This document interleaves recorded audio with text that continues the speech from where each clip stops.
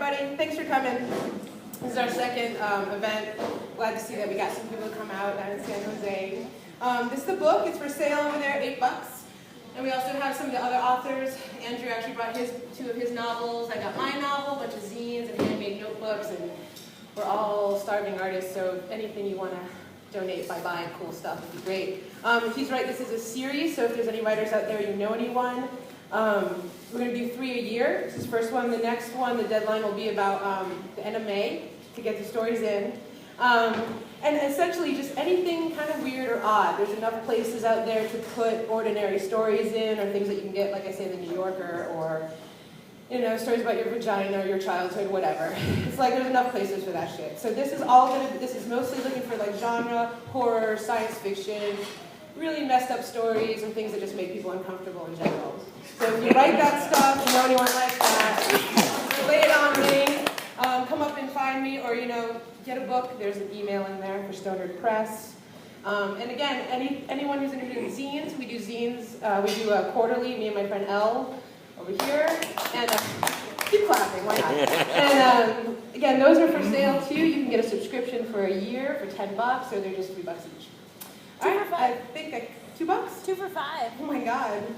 2 for $5 tonight. I guess that's it. That's my journey. Essentially, it's just we're a micro publisher. I'm poor as shit. I don't even really have a day job. But this is the future where you don't actually have to pay up front for books. So you can just do print on demand and do things like this and have your friends be famous with you. So I encourage you all to do this. And who's reading first? That I could introduce you. I'm reading first. All right, well, our first reader tonight is fucking gorgeous. And a very talented young woman named me. I'm going to read to you guys, this longer story, and you'll get an idea that, again, it's not totally off the wall, but it's science fiction, or what they call mundane science fiction, which takes place sort of in the future, but it's a future that's sort of similar to one we have. And this is just the first part of this short story called Old Cat Lady. September 12th, 2053. Grabbing my oxygen tank with my free hand, I shuffle towards the door, my single exit from my tiny gray government apartment.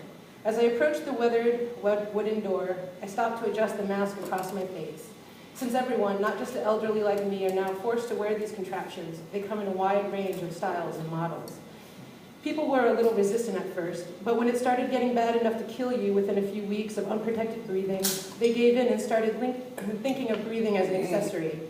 Some days around here it gets bad enough to kill a baby or an old woman within a few hours. Most days it's only fucked up enough that you might survive a week, though you'd ruin your lungs. Today was somewhere in between. I myself wouldn't last more than half a day in any condition.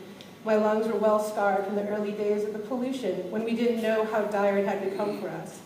I was defiant at first, trying to outrun the spoiled air, unmasked, to the country or to the desert, only to return home to the bay, where it's as poisoned as every other square inch of this planet. Without my oxygen tank, I'm as good as dead out there. Most teenagers run around with expensive neon-trimmed porties that have no discernible tank. It's more of a flat, regenerative cartridge that creates pure oxygen through some complicated process I don't understand. It can change color with the click of a software application. The nose plug replaced the mask like on my model, making the new version look more like a fat septum ring instead of a medical apparatus.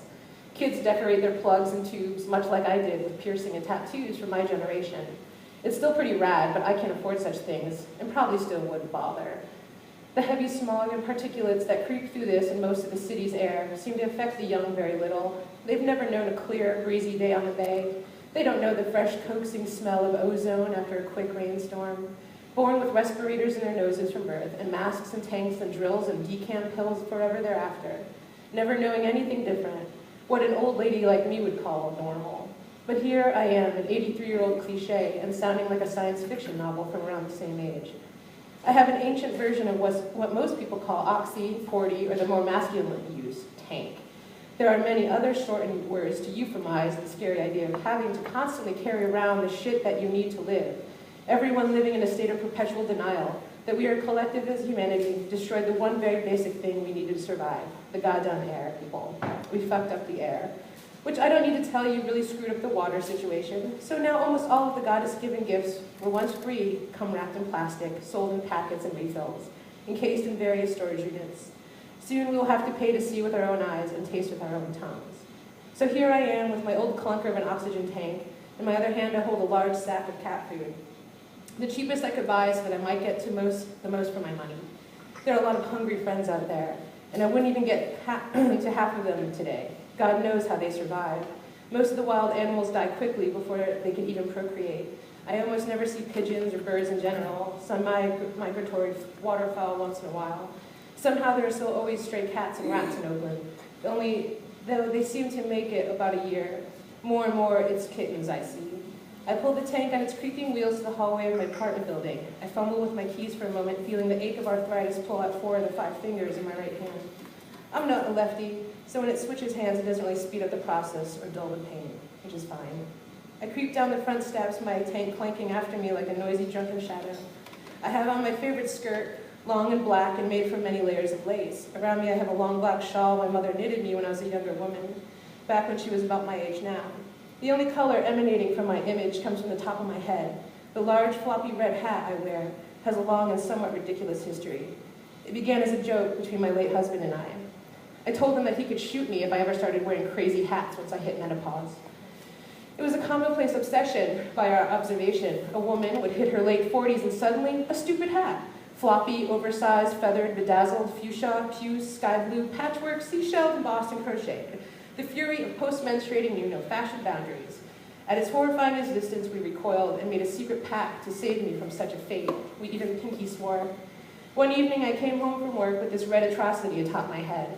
I had scored it at a yard sale on my lunch break, along with an old but well-worn, well-preserved clarinet I bought for him. Both had cost me $55 total. I hid the clarinet in the closet near the doorway, and I waltzed into the kitchen where my husband was making dinner. He sees me in this red floppy hat, and he just stares. I grab the glass from the cupboard and nonchalantly ask him, "What?" "What?"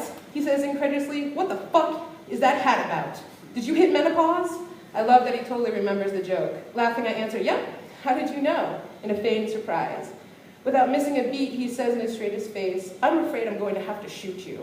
And we both start to laugh as I pull the hat off and stick it on his head. He squeals and yells at me, "No, not the menopause hat. No, it's not natural." As we struggle to the floor, me trying to keep the hat tight on his head, him grabbing the wide brim and yanking it up again and again in vain. Leverage and physics were on my side. Finally, our sides sore from giggling and squirming, we lay on the dirty kitchen floor and sigh. He turns his head and rests his cheeks on the coffee grounds and the cat hair.